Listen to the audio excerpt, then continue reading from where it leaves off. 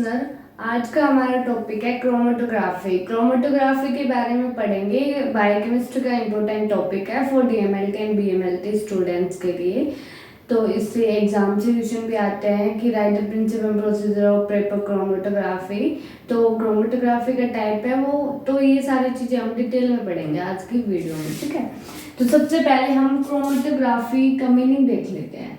Croma का मतलब होता है कलर, ठीक है, कलर। एंड क्रोमोग्राफी का मतलब है कि उस चीज को ग्राफिकली, मतलब उस चीज को हमें डिटेक्ट करना।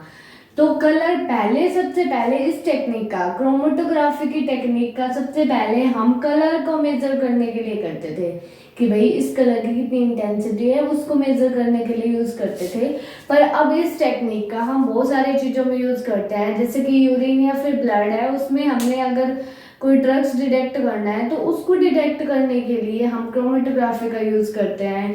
या फिर एक ऐसा, मतलब कोई भी सॉल्यूशंस है उसमें सोल्यूट को डिफ्रेंशिएट करने हैं जो कम अमाउंट में प्रेजेंट होते हैं, तो उनको डायग्नोज करने के लिए क्रोमेटोग्राफी मेन रोल्स होता है, ठीक है।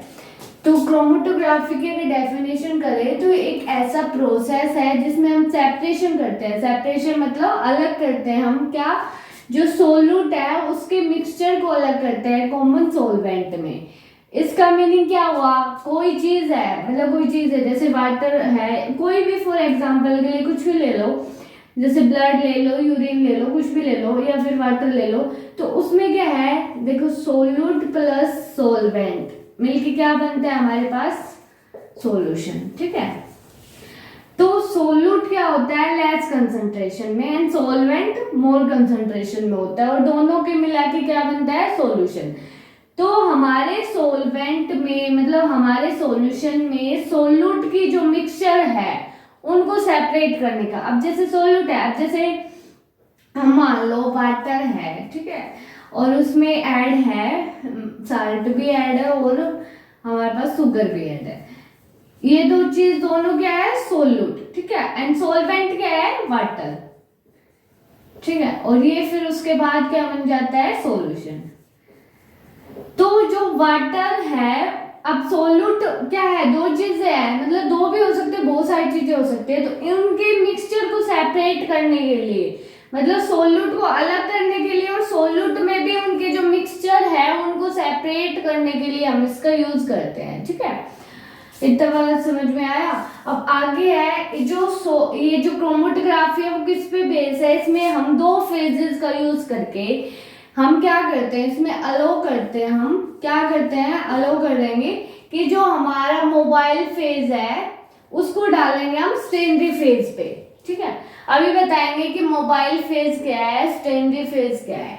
सेकेंडरी वर्ड का मीनिंग होता है स्थिर, मतलब जो स्टैटिक जो मीनिंग निकल के आता है, तो सेकेंडरी फेज का मतलब है स्टैटिक, मतलब स्थिर, जिसकी मूवमेंट नहीं होगी, वो मूवमेंट्स नहीं करेगा, ठीक है, वो अपनी जगह पे रहेगा, जैसे कोई चीज है वहां पे फिक्स कर दी, ठीक है, तो वो चीज है। तो सेकेंडरी फेज जो है वो क्या होता है कि जिसकी जो स्टैटिक्स में हो, ठीक है।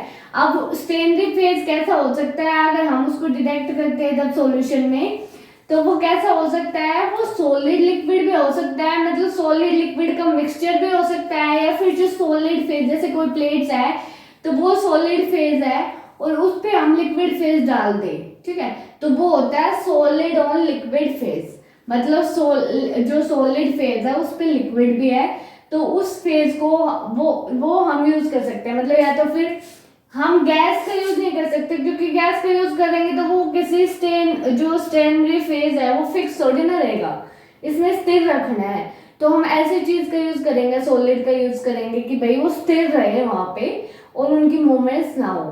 तो ना गैसेस का यूज नहीं करेंगे, उसमें सॉलिड लिक्विड का यूज करेंगे, फिर लिक्विड ऑन सॉलिड फेज, कि कोई सॉलिड फेज है उस पे, उसके अंदर हमने लिक्विड फेज ऐड कर रखा है, तो उस तरह यूज करेंगे, ठीक है। एक होता है मोबाइल फेज, मोबाइल का मतलब होता है मूवमेंट या फिर मोटिलिटी करना।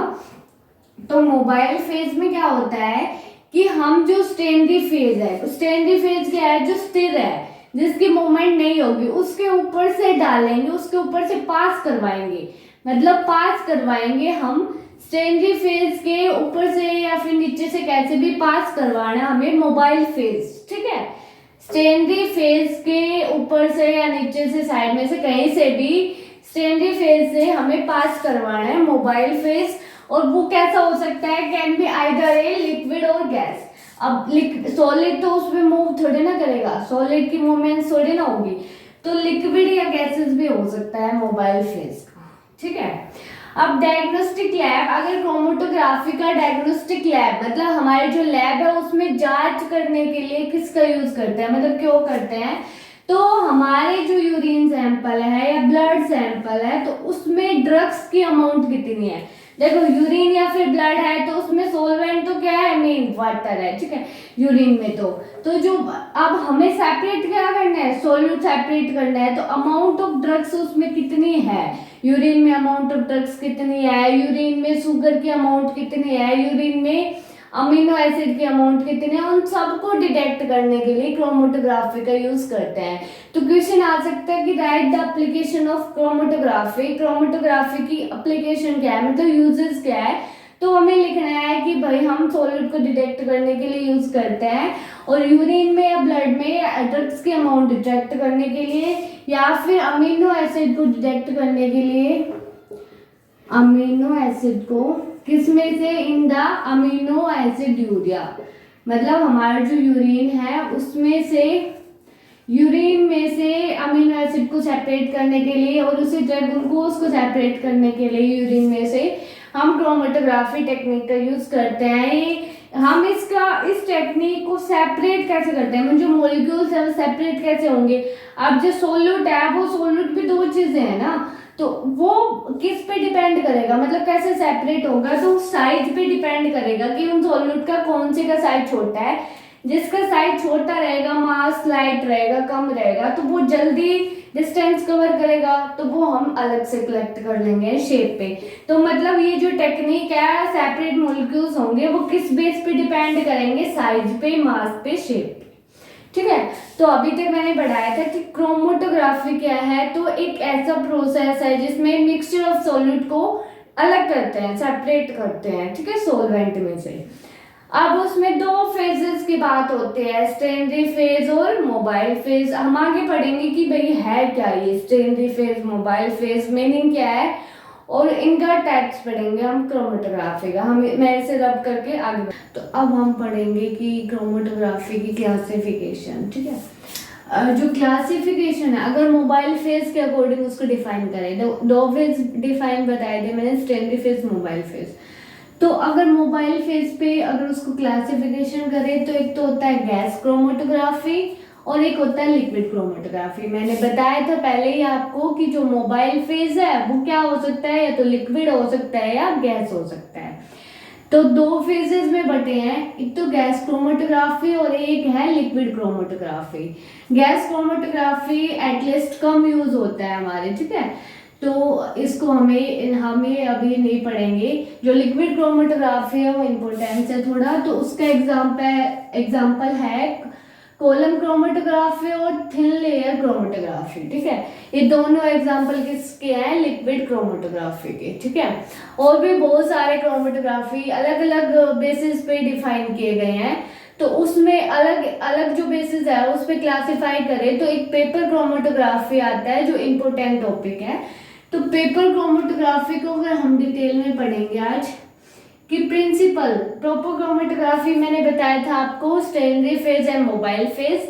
तो पेपर क्रोमेटोग्राफी में हम सेकेंडरी फेज को डिफाइन करेंगे और मोबाइल फेज को, और हमें बताना है कि जो सेकेंडरी फेज है वो हम पेपर लेंगे, secondary phase as taken to paper, and mobile phase में हम क्या लेंगे, लिक्विड, ठीक है। और हमें डिफाइन करना है प्रिंसिपल में कि हम उसको डिफरेंशिएट कैसे करेंगे, कि हम उनके डिफरेंट शेप, साइज, मास पे डिपेंड करेगा, ठीक है। तो जो चीज मैंने अभी थोड़ी देर पहले बताई थी, मोबाइल फेज, सेकेंडरी फेज, वो हमें डिफाइन करनी है प्रिंसिपल में, और उनकी साइज, शेप एंड मास पे डिपेंड करता है हमारा क्रोमेटोग्राफी की सेपरेशन, तो वो लिखना है, ठीक है। अब हम इस पे प्रोसीजर पे आते हैं। तो सबसे पहले हमें इसको डायग्राम से समझेंगे। ये मान लो सॉल्वेंट है हमारे पास एक बीकर में, ठीक है। अब यहाँ पे एक पेपर स्ट्रिप है, मैंने पहले ही बताया था कि जो पेपर स्ट्रिप है वो क्या यूज कर रहे हैं, स्टेनरी फेस, मतलब पेपर को हम as a stationary phase use कर रहे हैं। तो जो स्टेनरी फेस है वो स्थिर रहता है, ठीक है, वो क्या रहेगा, स्थिर रहेगा, ठीक है, उसकी मूवमेंट सही होगी। और मोबाइल फेज हमने क्या लिया है, सॉल्वेंट, ठीक है, सॉल्वेंट क्या है, मोबाइल फेज है, जैसे वाटर कुछ भी ले सकते हैं सॉल्वेंट, ठीक है। मान लो हमने वाटर लिया है और ये एक पेपर पे कोई भी कार्बोहाइड्रेट्स के स्पोर्टेड एंड्स है वो हमने रख दिया है। इस एंड को हमें डुबोना नहीं है, मतलब जो जहाँ पे मटेरियल रखा है उसको नहीं डुबोना, ठीक है। यहाँ तक हमें पेपर स्ट्रिप रख दिया है और यहाँ पे वाटर है। अब थोड़ी देर बाद क्या होगा भाई, कैपिलरी एक्शंस। कैपिलरी एक्शन से क्या होगा, जो ये पानी है वो इस पेपर के अंदर जाना स्टार्ट हो जाएगा, ठीक है।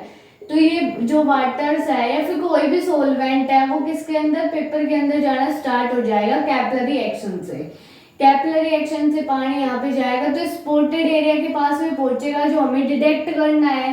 तो इस एरिया के पास जब पहुंचेगा तो इसमें जो भी चीजें हैं वो धीरे धीरे निकल के ऊपर आएगी।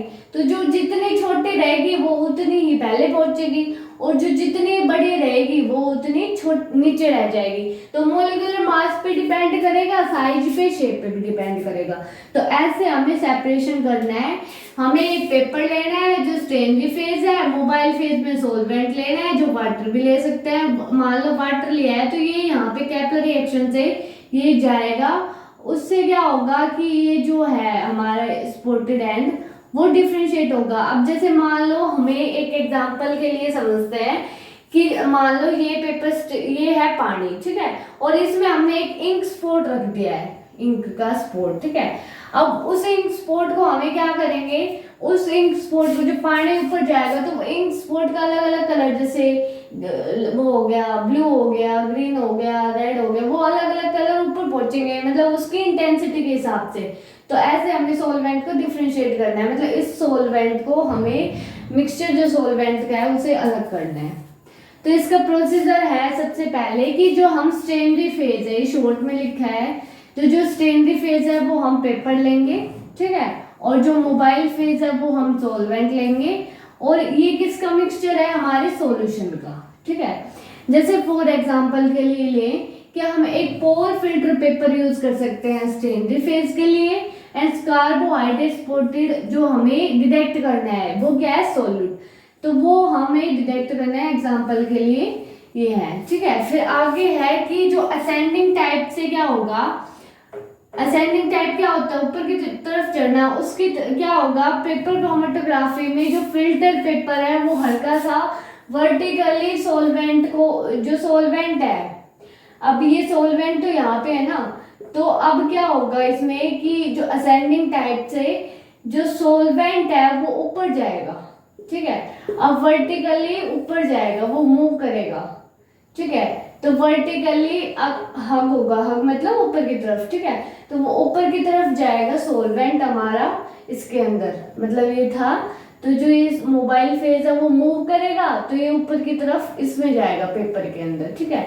अगला पॉइंट कह रहे हैं कि जो सॉल्वेंट है वो मूव अप करेगा, ऊपर की तरफ जाएगा थ्रू द पेपर, पेपर के माध्यम से कैपिलरी एक्शन में, पेपर तो वही रहेगा पर कैपिलरी एक्शन से ये जो सॉल्वेंट है वो ऊपर चला जाएगा, ठीक है। अब ऊपर जाने के बाद जब ये पास होगा हमारे जो एरिया जहाँ पे हमने वो करनी है, जो चीज डिटेक्ट करनी है, तो वहां पे पहुंचेगा हमारे स्पॉटेड एरिया के पास, जो सोल्यूट है उसके पास, ठीक है, उस मिक्सचर के पास जाएगा, ठीक है।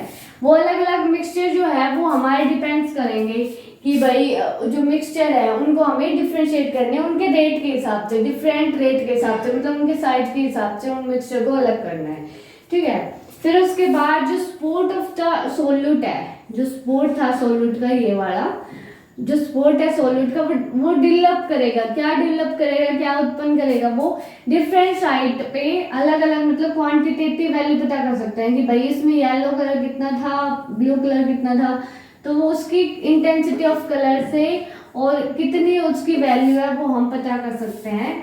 तो जो सोल्यूट की स्पोर्ट मीडिया था वो डेवलप करेगा। उसके बाद जो पेपर क्रोमेटोग्राफी है उसका हम यूज कहाँ करते हैं, अमीनो एसिड और कार्बोहाइड्रेट, इन दोनों को सेपरेशन करने के लिए मेन यूज करता है। तो ये हमारा था पेपर क्रोमेटोग्राफी। आई होप ये समझ में आ गया होगा आपको। ठीक है, अब आगे हम पढ़ेंगे कॉलम क्रोमेटोग्राफी। ठीक है, तो कॉलम क्रोमेटोग्राफी में मैं यहाँ से ही बता देती हूँ थोड़ा आपको, वो इतना इम्पोर्टेंस नहीं है पेपर के पॉइंट ऑफ व्यू से। जो पेपर क्रोमेटोग्राफी है वो मोर इम्पोर्टेंट है। तो कॉलम क्रोमेटोग्राफी में क्या होता है, एक ऐसे बीकर होता है, ठीक है, नीचे, और यहाँ पे उसका एक नोजल लगा होता है, ऐसे ही, ऐसे इस साइड, यहाँ पे नोजल स्क्रू होता है ये। ठीक है, अब यहाँ पे हम सिलिका जेल का यूज करते हैं, सिलिका लेयर का, इसमें कॉलम क्रोमेटोग्राफी में सिलिका वो एक सॉलिड फेज पे होता है। ठीक है, सिलिका जेल का यूज करते हैं। ये कैसा फेज है, स्टेनरी फेज। कैसा फेज है, स्टेनरी फेज। और हम यहाँ पे क्या रख देंगे, स्टेनरी फेज के ऊपर क्या रखते हैं, हम हमेशा सैंपल को रखते हैं जो डिटेक्ट करना है। तो यहाँ पे हम रख देंगे हमारा जो चीज़ हमें डिटेक्ट करनी है, सॉलिड, मतलब जो चीज़ हमें डिटेक्ट करनी है वो यहाँ पे है। ठीक है, अब उसके बाद एक मोबाइल फेज होता है। मोबाइल फेज कुछ भी लगा लो, वाटर लगा लो, कुछ भी सॉल्वेंट, वो हम करेंगे, डालेंगे। ठीक है, तो मोबाइल फेज वाटर है। तो इसमें क्या होगा, हम मोबाइल फेज को जब यहाँ से डालेंगे तो यहाँ पे जो सैंपल में जो चीज़ें हैं, हमारा सैंपल में जो चीज़ें हैं वो कहाँ पे आ जाएगी, धीरे धीरे यहाँ पे आ जाएगी। ठीक है, ये कैसा है, स्टेनरी फेज। स्टेनरी फेज हमेशा स्थिर रहता है, वो उसका कोई वो नहीं है। तो हमेशा मोबाइल फेज, देखो एक बार यहाँ देख लो, मोबाइल फेज हमने डाला है, यहाँ से मोबाइल फेज क्या करेगा, मूव करेगा, और हमारा सैंपल यहाँ रखा है। तो सैंपल के अंदर से जब जाएगा तो सैंपल के अंदर जो भी चीज़ें है वो धीरे धीरे नीचे आएगी मॉलिक्यूलर वेट के हिसाब से। और यहाँ पे कैसा फेज है, स्टेनरी फेज है। तो इसको जो भी धीरे धीरे चीज़ें आई है मॉलिक्यूलर वेट के हिसाब से, इस नोजल को हम ढीला करेंगे और यहाँ पे कंटेनर रख लेंगे और उनको कलेक्ट कर लेंगे। जो भी हमारे पास सॉल्वेंट के मटेरियल आए उनको कलेक्ट कर लेंगे। तो ऐसे इस प्रिंसिपल पे, इस हिसाब से हमारा कॉलम क्रोमेटोग्राफी चलता है। ठीक है, आई होप ये वीडियो समझ में आई होगी। और इस वीडियो के जो नोट्स हैं वो आपको वीडियो के डिस्क्रिप्शन बॉक्स में मिल जाएंगे।